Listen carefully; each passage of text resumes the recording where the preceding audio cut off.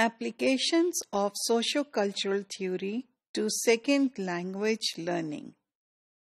Sociocultural theory has been applied by the researchers to understand the second language learning and acquisition.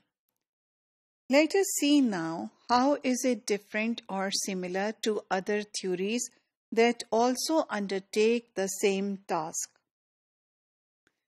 The first main difference that we need to keep in mind is that when the sociocultural theory is talking about the learning process, it argues that the learning takes place in a social context. It also says that the learner itself must be seen as a social being, as someone who is a human being replete with a history, with an identity, and within the given context, all of these will come into play. It says that learning happens in a collaborative activity. So whether it is the first language learning or it is the second language learning, the children cannot learn a language in a vacuum. It does not just emerge in the minds of the individuals. The individuals, whether as children or adults, need to engage with other people to learn the language, because language learning also, like other learning, is a collaborative activity.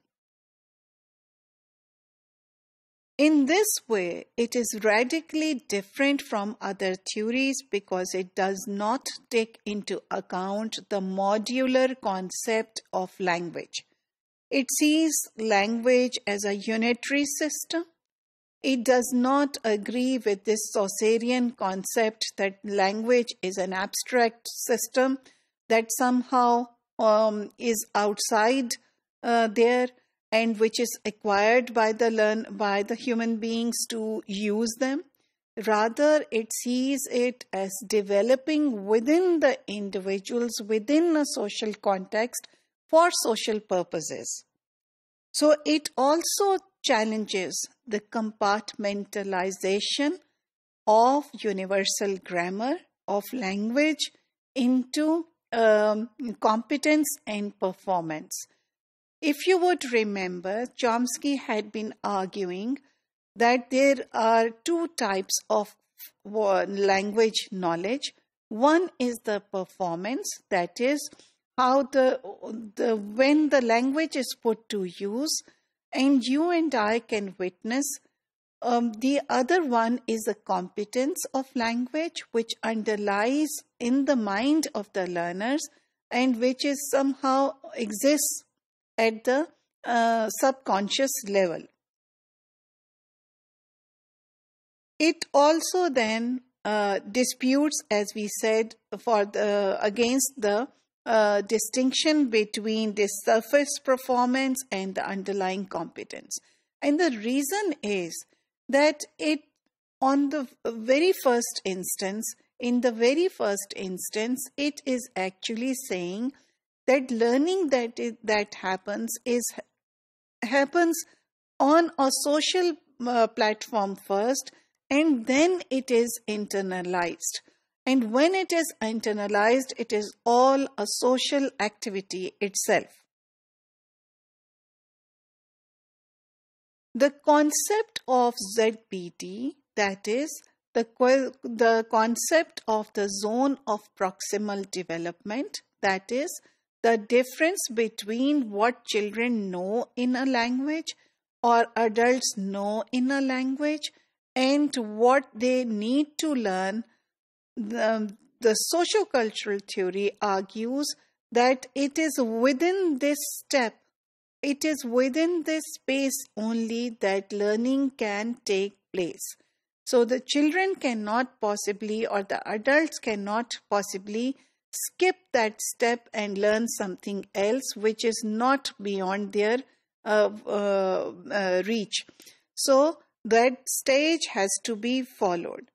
So, within this ZBD, socio-cultural theory, apart from highlighting the space within which learning can happen, also does multiple things. Within this single thing, it puts together, or it encapsulates processes of instruction. As you would remember, when it talks about scaffolding, it talks about organization of learning, and it talks about not only formal learning, but it also talks about learning or language learning that happens in a social context. And lastly, but not the least, in this theory, learners are seen as active partners in their own learning. So learning is not something that happens to them, or they assimilate or absorb it like a blotting paper. Rather, it is the agency, it is the will, it's the power of the learners to do something as human beings, that they are able to learn a language. However, having said that, we need to keep in mind that the agency of the learners itself is socio-culturally determined. So, although all human beings have agency, power to do things, but to what extent can they do it? To what extent they can achieve their goals really is determined by their social context, because the learners cannot use their agency to learn something if they do not understand it in the beginning.